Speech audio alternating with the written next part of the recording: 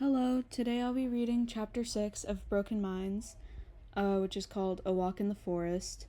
Unfortunately, I can't show the animated music video once again because I'm having trouble with OBS. And that does suck because it was a really good animated music video. I recommend I'll leave a link in the description. I recommend watching it. Yeah, I'll just get straight to reading the chapter. Broken Minds, Chapter 6, A Walk in the Forest, Skylar's POV. Skylar was the one with social anxiety from Chapter 3. It's a Saturday, and everyone in my family is running errands. I get bored being home alone, so I decide to go on a walk in the forest. A few minutes into my walk, I hear footsteps behind me. I turn around and am surprised to see Sugar, that girl I met in art class, the girl who's dating Jake. "Oh, hey, do you mind if I walk here too?" "No, I don't mind." "Thank you. I don't live very close to this forest, but my parents are staying with my aunt for the weekend, and she is near here." "Cool," I respond. There's a silence for a few seconds. I don't necessarily want to have a conversation with her, considering she's dating Jake. He's a complete asshole. She probably knows about his behavior and even condones it. She takes out her phone, and then suddenly a loud blast of music comes from her phone. I recognize it. It's a part of Your Favorite Sidekick by Underscores. "Oops, sorry," she says, seeming embarrassed and pausing the song. "It's okay, you listen to Underscores?" "Yeah, do you listen to them too?" "Yeah, I just discovered their music this past summer." "Cool. That's when I discovered them too. What's your favorite song by them?" "Probably Spoiled Little Brat. You?" "I'd have to say my favorite is Your Favorite Sidekick." "Yeah, I mean, all the songs on Fishmonger are good. I started listening to Fishmonger while I was on a trip with Montana and my family, so I'll probably always associate it with that trip." "Oh, you went to Montana?" "Yeah, that's cool." "What did you do over the summer?" "I mostly just stayed home with my cat." "That's nice. What's your cat's name?" "Daria." "Nice. I have a dog named Cecilia." We continue having a conversation about our pets. It soon turns into a conversation where we're talking about ourselves and getting to know each other. I guess she's really not so bad, but then why would she be dating someone like Jake? That confuses me. I'll never understand nice people dating mean people. Is there more to it than I know? All of a sudden, I hear loud, ominous footsteps behind us. Uh-oh. I guess Sugar hears it too, because we both turn around at the same time. My stomach flips when I see it. It isn't a person. I don't know what it is. All I know is that I don't want it anywhere near me. It has red horns and glowing red eyes, tentacles on its back. It has the creepiest smile you've ever seen, teeth that could impale you. Sugar and I turn our heads and look at each other for a split second. Then we both turn around and run at a speed that I didn't even know was humanly possible. I can hear the creature chasing us. We have to outrun it. This can't be the way I die. This can't be the way Sugar dies. We're only 14 years old. We're too young. I don't even pay attention to the fact that my legs are getting tired from running so much, or that I'm panting. All I can feel right now is fear. Maybe we can try running in different directions to confuse it, I managed to say between gasps. Good idea, but we should stick together. Wouldn't it be better to split up? It's safer to stick together. Okay. So we try running in all kinds of different directions, but still sticking together. Our attempt to confuse it doesn't work. After a very long time of running, it finally seems... I lost my place, I'm sorry. After a long time of running, it finally seems we've lost the monster. It's nowhere near to be seen. We both collapse and just lay on the ground for a few minutes. I think we're pretty far away from home now, I say nervously. Yeah, and there's no cell service here, Sugar responds. I think frantically about how we'll get out of here. I never thought I would end up in a life or death situation with someone I barely know. I also feel very, very thirsty. I'm really thirsty, Sugar says what I'm thinking. I am too, I respond. There's a lake right there, but I don't know if the water is clean. Yeah, I don't think it is. We try to look for a better water source. We don't find one. We start to become desperate, so we end up crouching down by the lake and drinking some of the water. We soon both feel dizzy and fall back. I feel like everything is spinning, she says. I do too, I respond. I flimsily help her up and we continue walking. I think I see a butterfly, Sugar says. No, there's no there's no butterfly. Yeah, there is, you liar. I see birds. Birds? Yeah, they each have 5 eyes. We keep walking very slowly and saying what we see. I see a snake with black, red, and yellow stripes, I say. Like Jake's sweatshirt? She responds. Yes, like your boyfriend's sweatshirt. No, fuck the snake. She appears to try and stomp on the snake, but completely fails, probably because she can't also see it. No, don't hurt the snake. It's venomous. I don't like Jake. He's stupid. I only stay with him because he makes me feel bad. He makes me feel so sad and bad if I try to leave him, because he'll be sad without me, but I don't want him. She blurts like she's getting it off her chest. I don't want him. I don't want him. I don't want him. She repeats those words at least 5 more times. Do you want him? I ask with a smile. No, she responds, seemingly not picking up on my sarcasm. I decide to vent about him too. He's mean to me and Celeste. He said I'm weak. He said she's stupid. He called us retarded. We're not fucking retarded.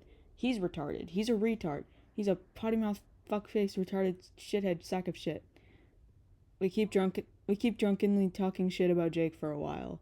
Well, we're not drunk, but because I don't think alcohol was in that water, but something was wrong with that water. I almost forget he's her boyfriend. I normally would want to talk respectfully about someone's partner if I'm right in front of them, regardless of what I think of their partner. But right now, I don't feel the need to do that. The energy of the conversation doesn't feel like we're talking about her boyfriend. It feels more like we're talking about someone we both dislike, which I guess is also what we're doing. I feel numb. I know I was afraid or worried about something earlier, but I don't know what it was. I have absolutely no idea.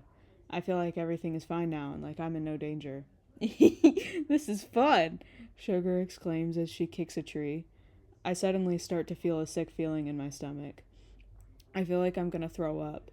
I can feel it coming up my throat. The next thing I know, I'm on my knees throwing up all over the ground, and Sugar is doing the same. Then we both find ourselves laying on the ground just like earlier. I come back to reality. I remember just earlier today when I was bored at home and decided to go on a walk, and then Sugar asked if she could join me. That feels like it was centuries ago. Was that really just today? I feel so exhausted now. Everything is coming back to me. I remember why I was so afraid. I remember the monster. Right now, as I think of the monster, I feel a presence near Sugar and me. Uh-oh. I feel like it isn't the presence of something good. I look around and I see the monster. It's far behind us in the distance, and I can see that it's smiling at us. It's definitely about to come after us again. I turn to Sugar. She's very tired and looks like she's about to fall asleep. I wouldn't want to disturb her if it weren't for the fact that something terrible could happen to us. Sugar, get up, I say, nudging her. What? She says, sitting up and rubbing her eyes. The monster. It's gonna come after us again. What? She says as she looks around, and then she sees it and says, oh shit, we need to run. We get up and manage to run, but not nearly as fast as before. We're just too tired. It makes me more afraid that we won't outrun it this time. It doesn't seem to run out of energy. The whole time I'm running, I feel like I could pass out any minute. A few times, I actually forget what we're running from because that's how sleepy I am. Eventually, we get to a cliff. Sugar stops running in time not to fall. But I don't. I fall, but thankfully she catches my hand before losing her balance, and now we're both falling. We're really gonna die now, after all of that effort to not die. This is hard to process. Sugar is the last person I'll ever see. I'm the last person she'll ever see. We both wrap our arms around each other because we know this is the last time we'll ever have contact with another human. We close our eyes and accept fate. Eventually, I feel us starting to drift out of each other's arms as we get closer to hitting the ground. Suddenly, I hit a hard, fuzzy surface. I sit up and open my blurry eyes, expecting to be in heaven. I look to my left and see light coming in through a window. I see a painting of a blue sky hung next to the window. Below the window, there is a bed with a purple blanket. Sugar was lucky enough to land on the bed, unlike me. Instead, I landed on a baby pink carpeted floor. I look to my right and see a black desk with a computer on it. I smell lavender air freshener. This doesn't seem like heaven. This seems more like something's bedroom. Like someone's bedroom. But it's homey and comfortable, so I guess it's good enough. Sugar sits up and rubs her eyes and looks around. This is my bedroom, Sugar says, looking as confused as a person can be. Oh, I respond. It looks the same outside as it always does, she says, looking out the window. And where... She looks at her hands and moves her fingers, and then touches her face, and then she touches my face. Alive! We're alive! I sit here dumbfounded with a blank expression on my face. Aren't you happy that we're alive? She asks me. Yeah, it's just really jarring. I really thought we were gonna die. How did we end up here? How are we not dead? Do we have any bruises? We both examine our bodies for bruises. There doesn't seem to be any. Is this some kind of trap? I don't think it is. I think we're finally safe. But there's no problem. There's one problem. My parents aren't here. They're still at my aunt's, which is where I'm supposed to be. How am I going to get back there? And how are you going to get back to your home? She says. I don't know, I say. I try to think about ways we can get back to where we're supposed to be. I think about if there's someone who can pick us up. I come up with an idea. I'll ask Dante if his older sister can pick us up. I take out my phone and call Dante. He picks up. Hey Sky, what's up? Dante says.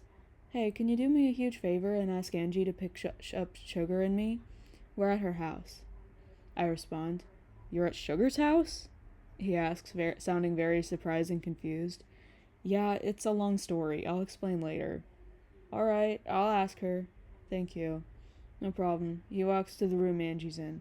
Hey, is it possible that you can pick up Skylar and a girl named Sugar from her house? From Sugar's house? I hear Angie's voice say a distance away from Dante's phone. Yeah, Dante says. Sure, what's the address? Sugar tells her the address. Okay, I'll be there in a little bit, Angie says. Thank you, I say. You're welcome, Angie says. Bye, Dante. I'll talk to you later. Bye, Sky. We hang up and then Sugar and I go outside and wait in front of the house. So your friends call you Sky? She asks me. Yeah, that's my nickname, I respond. Cool, says Sugar. After that interaction, we stand in silence until Angie gets here. We both let out sighs of relief when we see her car pull up. Hey guys, Angie says as she rolls down her window. Hi, Sugar and I both say. I let Sugar get in first, and then I get in and shut the door. So where am I taking you guys? Angie asks us. I'm going to my aunt's apartment and Sky's going home, Sugar says. Okay, what's the address of your aunt's apartment, Sugar? Angie asks. Sugar tells her the address and we're on our way. There's not much conversation for the rest of the way. I can tell Angie is probably wondering if there's something between Sugar and me, but she's not sure if she should ask. There really isn't anything between us. This whole thing is just a random coincidence. Eventually, we get to Sugar's aunt's apartment. This is it, Sugar says right before Angie stops the car. Okay, can you text Skylar when you're in? Angie says. Oh, I don't have their number, Sugar responds. You don't? Aren't you two friends? Well, I guess you could say we are, I say as I turn to Sugar. Yeah, sure, after everything we just went through together, I guess Skylar and I are friends, Sugar says. You can call me Sky, I respond. I actually feel a little nervous about having her number since I'm worried Jake could find out about it. I'm not sure how he'd react. But Angie will need to know Sugar got in safely. She's a little overly nervous about stuff like that. I'll give you my number just so you can let me know you got in safely, I say. So I give her my number and then she opens the car door and steps out. I'll see you at school, Sky, Sugar says as she shuts the door and starts walking into the apartment. Alright, so, yep, that concludes this chapter. It might not be that bad that I can't show the animated music video today because, the animated music video I would have shown today actually transitions into the next one. So, yeah, it'll still kind of work. Thank you so much for your support. Thank you for watching. Goodbye.